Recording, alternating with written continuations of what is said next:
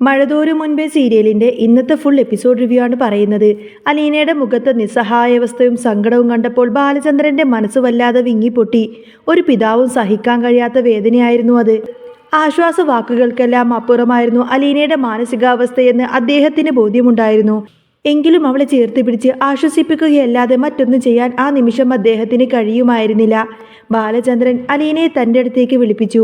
വാത്സല്യത്തോടെ അവളെ നോക്കിക്കൊണ്ട് അദ്ദേഹം പറഞ്ഞു തുടങ്ങി, മോളെ, ഇന്നിവിടെ സംഭവിച്ച കാര്യങ്ങളൊന്നും അത്ര പെട്ടെന്ന് മറക്കാൻ കഴിയില്ലെന്ന് എനിക്കറിയാം. മനസ്സിനെ പറഞ്ഞു പഠിപ്പിക്കാൻ പാടാണ്. പക്ഷേ നീ അത് മറക്കണമെന്നല്ല ഞാൻ പറയുന്നത്. മറിച്ച് മനസ്സിൻ്റെ എന്തെങ്കിലും ഒരു കോണിലേക്ക് തൽക്കാലം അതൊന്ന് മാറ്റിവെക്കണം. നീ ഇപ്പോൾ അനുഭവിക്കുന്ന അപമാനവും വിഷമവും എത്രത്തോളം ഉണ്ടെന്ന് മറ്റാരേക്കാളും എനിക്ക് മനസ്സിലാവും. പക്ഷേ വിധി നമുക്ക് മുന്നിൽ വെച്ച് നീട്ടുന്ന പരീക്ഷണങ്ങളെ നേരിട്ടേ മതിയാവൂ. എല്ലാം സഹിക്കാനും അനുഭവിക്കാനും തയ്യാറായി ഇറങ്ങിത്തിരിച്ചവളാണ് നീ. അതുകൊണ്ട് ഇതൊക്കെ നീ അതിജീവിച്ചേ പറ്റൂ. ബാലചന്ദ്രൻ്റെ വാക്കുകൾ ഇടറുന്നുണ്ടായിരുന്നു.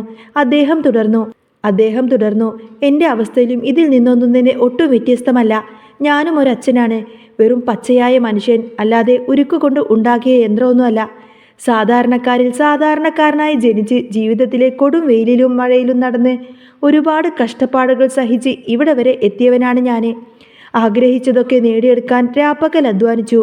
പക്ഷേ ഇപ്പോൾ എൻ്റെ എല്ലാ ആഗ്രഹങ്ങളും സ്വപ്നങ്ങളും പാതി വഴിയിൽ മുരടിച്ച് നിൽക്കുകയാണ്. അദ്ദേഹം ഒരു നിമിഷമൊന്ന് നിർത്തി അലീനയുടെ കണ്ണുകളിലേക്ക് നോക്കി പറഞ്ഞു, എൻ്റെ ജീവിതം ഇങ്ങനെയൊക്കെ ആയതിനൊരു കാരണക്കാരി നീ കൂടിയാണ്. നീ മാത്രമല്ല, നിന്റെ അമ്മ ബ്രിജിത്താമ്മയും കൈതക്കൽ കുഞ്ഞിരാമ മേനോനും മനുവും എല്ലാവരും ഇതിൻ്റെ പങ്കാളികളാണ്. എല്ലാവരും ചേർന്ന് എന്നെ ഈ അവസ്ഥയിൽ കൊണ്ടെത്തിച്ചു. അതുകൊണ്ട് എന്നെ പാതി വഴിയിൽ ഉപേക്ഷിച്ചു പോവാൻ നിനക്ക് കഴിയില്ല അലീന. എനിക്കൊറ്റയ്ക്ക് പിടിച്ചു നിൽക്കാൻ വയ്യ മോളെ. എൻ്റെ കൂടെ നീ ഒരു താങ്ങായി വേണം. എങ്കിൽ മാത്രമേ എനിക്ക് ഇനിയുള്ള ദൂരം മുന്നോട്ട് പോകാൻ കഴിയുള്ളൂ. ഇനിയും നമുക്ക് ഒരുപാട് സഞ്ചരിക്കാനുണ്ട്. അത് എങ്ങനെ പൂർത്തിയാക്കുമെന്നൊന്നും എനിക്കറിയില്ല. പക്ഷേ നീ എൻ്റെ കൂടെ ഉണ്ടാവണം. ബാലചന്ദ്രൻ്റെ ആ വാക്കുകൾ അലീനയുടെ ഉള്ളുലച്ചു. ബാലചന്ദ്രൻ അലീനയോട് സംസാരിച്ചു കൊണ്ടിരിക്കുമ്പോഴാണ് ആ ഒരു കാര്യം ശ്രദ്ധിച്ചത്. കൂടെ ഉണ്ടായിരുന്ന കൃഷ്ണമോള് ഒന്നും മിണ്ടാതെ മുഖം കുനിച്ചിരിക്കുകയാണ്. അലീനയും കൃഷ്ണമോളും തമ്മിൽ ഒരു വാക്ക് പോലും സംസാരിച്ചിരുന്നില്ല. ആ മൗനം ബാലചന്ദ്രനെ അസ്വസ്ഥനാക്കി. അദ്ദേഹം കൃഷ്ണമോളുടെ അരികിലേക്ക് ചെന്നിരുന്നു. മോളെ, ഞാൻ ഇപ്പോഴാണൊരു കാര്യം ശ്രദ്ധിക്കുന്നത്. നിങ്ങൾ രണ്ടുപേരും എന്താ ഒന്നും മിണ്ടാത്തത്? അലീനയ്ക്കും സങ്കടവും വിഷമവും ഉള്ളത് കൊണ്ട് അവൾ മൗനമായിരിക്കുന്നു എന്ന് കരുതാം. പക്ഷേ നീ എന്താ ഇങ്ങനെയൊന്നും മിണ്ടാതിരിക്കുന്നത്? ബാലചന്ദ്രൻ സ്നേഹത്തോട് ചോദിച്ചു. കൃഷ്ണമോൾ സങ്കടം സഹിക്കാനാവാതെ പറഞ്ഞു, അച്ഛാ, എനിക്കൊട്ടും സന്തോഷം കിട്ടുന്നില്ല. ഒന്നും ചെയ്യാൻ തോന്നുന്നില്ല. നമ്മൾ ഇനി തിരിച്ച് വീട്ടിലേക്ക് ചെന്നാലും അവിടെ എന്തൊക്കെ പ്രശ്നങ്ങളാണ് ഉണ്ടാവാൻ പോകുന്നത് നോക്കുമ്പോൾ എനിക്ക് പേടിയാവുന്നു. എനിക്കാകെ ടെൻഷനാവുന്നു അച്ഛാ. അവളുടെ നിഷ്കളങ്കമായ പേടി കണ്ട് ബാലചന്ദ്രൻ അവളെ ആശ്വസിപ്പിച്ചു. സാരമില്ല മോളെ, നമുക്ക് നോക്കാം. എന്ത് പ്രശ്നമുണ്ടായാലും നമുക്കത് പരിഹരിക്കാം. ആ വീടിൻ്റെ അന്തരീക്ഷമാകെ വിഷമത്തിലാവുന്നത് കൊണ്ട് തന്നെ ബാലചന്ദ്രൻ പറഞ്ഞു, നമുക്ക് 3 പേർക്കും ആ പൂന്തോട്ടത്തിലൂടെ കുറച്ചു നേരം ഒന്ന് നടന്നിട്ട് വരാം. മനസ്സൊന്ന് ശാന്തമാവട്ടെ.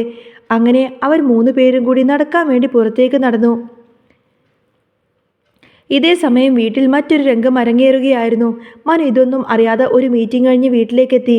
ഫോൺ ഫ്ലൈറ്റ് മോഡിലായതിനാൽ വീട്ടിൽ നടന്ന നാടകീയ സംഭവങ്ങളൊന്നും തന്നെ മനു അറിഞ്ഞിരുന്നില്ല. വീട്ടിൽ കയറി എത്തിയ ഉടനെ തന്നെ അനിയത്തി അവനോട് വിവരങ്ങൾ തിരക്കി. ആൻറ്റിയുടെ വീട്ടിൽ നടന്ന കാര്യങ്ങളൊന്നും അറിഞ്ഞിട്ടില്ലേ മനുവേട്ടാ? അവൾ ചോദിച്ചപ്പോഴാണ് എന്തോ സംഭവിച്ചിട്ടുണ്ടെന്ന കാര്യം മനുവിന് മനസ്സിലായത്. അകത്തേക്ക് കയറിയ മനു കണ്ടത് രാജീവയും ഹരിയെയുമാണ്. രാജീവൻ ആകാംക്ഷയോട് ചോദിച്ചു, എടാ മനു, നീ എവിടെയായിരുന്നു? നിന്റെ ഫോണിലൊന്നും വിളിച്ചിട്ട് കിട്ടുന്നില്ലല്ലോ. താൻ ഒരു മീറ്റിങ്ങിലായിരുന്നു എന്നും ഫോൺ ഫ്ലൈറ്റ് മോഡിലായിരുന്നു എന്നും മനു മറുപടി നൽകി. തുടർന്ന് അലീനയെ ഇറക്കിവിട്ട കാര്യങ്ങൾ രാജീവൻ അഭിമാനത്തോടെ വിവരിക്കാൻ തുടങ്ങി. അവളെ ഞങ്ങളങ്ങ് പടിയിറക്കി വിട്ടു. ഞാനും ഹരിയും കൂടിയിട്ടാണ് പോയത്. അവിടെ ചെന്ന് അവളെ വലിച്ചിറക്കി റോഡിലേക്ക് കൊണ്ടുപോയിട്ട് അങ്ങ് തള്ളിയിട്ടു. അവളുടെ ബാഗും സാധനങ്ങളെല്ലാം റോഡിലേക്ക് എടുത്തെറിഞ്ഞു. രാജീവൻ ഒരു വീരകൃത്യം ചെയ്തതുപോലെ പറഞ്ഞു. ഇതൊക്കെ കേട്ട മനുവിന് ദേഷ്യം വന്നു. അവൻ ചോദിച്ചു, ഇതൊക്കെ കേട്ട് നിന്നപ്പോൾ ബാലചന്ദ്രൻ അങ്കിൾ ഒന്നും മിണ്ടിയില്ലേ? രാജീവൻ പറഞ്ഞു, അയാൾ അതൊന്നും അറിഞ്ഞിട്ടില്ല. അയാൾ അറിയാതെയാണ് ഞങ്ങൾ ഇതൊക്കെ ചെയ്തത്. ഞങ്ങൾ ഇറക്കിവിട്ട കാര്യം അറിഞ്ഞ ഉടനെ തന്നെ അയാൾ വണ്ടിയും എടുത്ത് പോയിട്ടുണ്ട്. എന്തായാലും വൈജയന്തിയുടെ ശത്രുവിനെ വീട്ടിൽ നിന്നും പുറത്താക്കിയല്ലോ, അത് മതി. മനുവിൻ്റെ മുഖഭാവം അന്നേരം മാറി. പരിഹാസവും ദേഷ്യവും കലർന്ന സ്വരത്തിൽ അവൻ പറഞ്ഞു, ഒന്നും കഴിഞ്ഞിട്ടില്ല കൊച്ചച്ച, കാര്യങ്ങളൊക്കെ തുടങ്ങാൻ പോകുന്നതേയുള്ളൂ. വളരെ ശ്രദ്ധിച്ച് അഴിച്ചെടുക്കാമായിരുന്ന കെട്ട് നിങ്ങൾ വലിച്ചു മുറുക്കി സങ്കീർണമായിരിക്കുകയാണ്. ബാലചന്ദ്രൻ അങ്കിൾ അവിടെ നിന്ന് പോയിട്ടുണ്ടെങ്കിൽ അലീനയെ കൊണ്ടേ അദ്ദേഹം തിരിച്ചു വരൂ. അതിൽ യാതൊരുവിധ സംശയവും വേണ്ട. മനുവിൻ്റെ വാക്കുകൾ രാജീവിനെ അല്പം ഭയപ്പെടുത്തി. അയാൾ അവളെയും കൊണ്ടെങ്ങാനും തിരിച്ചു വന്ന ഗേറ്റ് അങ്ങ് പൂട്ടിയിട്ട് അകത്തേക്ക് കയറ്റില്ല. രാജീവൻ വീരവാദം മുഴക്കി. മനു പുച്ഛത്തോടെ ചിരിച്ചു. കൊച്ചച്ഛൻ എന്താ ഈ പറയുന്നത്? സ്വന്തം വീട്ടിലേക്ക് കയറി വരാൻ ബാലചന്ദ്രൻ അങ്കിളിന് കൊച്ചച്ഛൻ്റെ അനുവാദമോ സഹായമോ ഒന്നും ആവശ്യമില്ല. അക്കാര്യമെങ്കിലും ഒന്ന് മനസ്സിലാക്ക്. പൊട്ടത്തരങ്ങൾ കാണിച്ചിട്ട് ന്യായീകരിക്കാൻ നിൽക്കരുത്. അലീന ഒരു ബൂമറാങ് പോലെയാണ്. എറിഞ്ഞാൽ തിരിച്ചു വരും, അത് ഉറപ്പാണ്. മനു ദേഷ്യപ്പെട്ട് അവിടെ നിന്നും എഴുന്നേറ്റ് പോയി.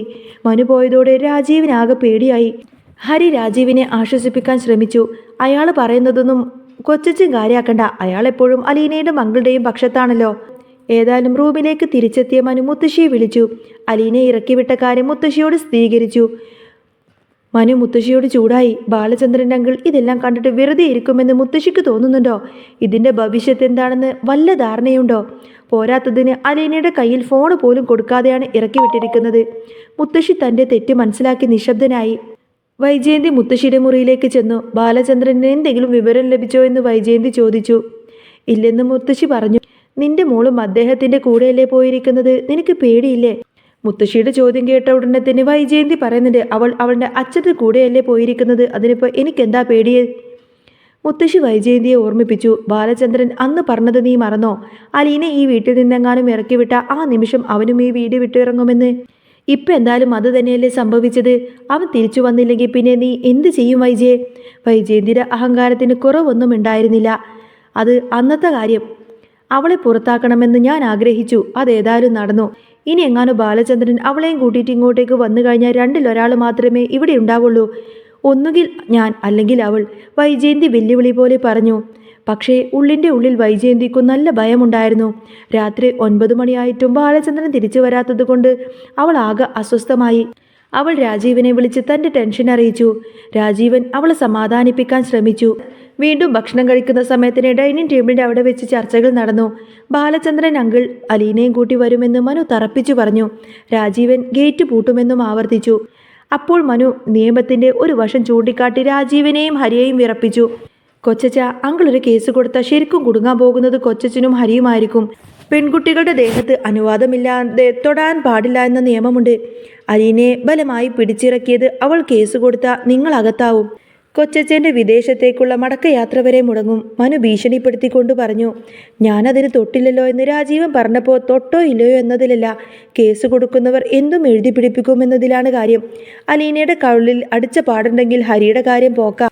മനു പറഞ്ഞതോട് കൂടത്തിന് ഭക്ഷണം കഴിച്ചുകൊണ്ടിരിക്കുന്ന ഹരി ആകെ പേടിച്ച് അവിടെ നിന്നും കഴിക്കലൊക്കെ മതിയാക്കി എൻ്റെ വയറ് നിറഞ്ഞു എന്നൊക്കെ പറഞ്ഞ് അവിടെ നിന്നും എഴുന്നേറ്റു പോയി. ഭക്ഷണം കഴിഞ്ഞ് മുറിയിലേക്ക് എത്തിയ മനു വീണ്ടും ബാലചന്ദ്രനെ വിളിക്കാൻ ശ്രമിച്ചു. ഇത്തവണ ഏതായാലും ഫോണ് കണക്റ്റായി. ഹലോ എന്നൊക്കെ പറഞ്ഞു മനു ആകാംക്ഷ നിറഞ്ഞിങ്ങനെ സംസാരിക്കാൻ നിൽക്കുന്നതും കാണിച്ചു കൊണ്ടാണ് കേട്ടോ ഇന്നത്തെ ഈ ഒരു എപ്പിസോഡ് അവസാനിക്കുന്നത്. ഇനി നാളത്തെ അടിപൊളി സൂപ്പർ പ്രൊമോ വന്നിട്ടുണ്ട്.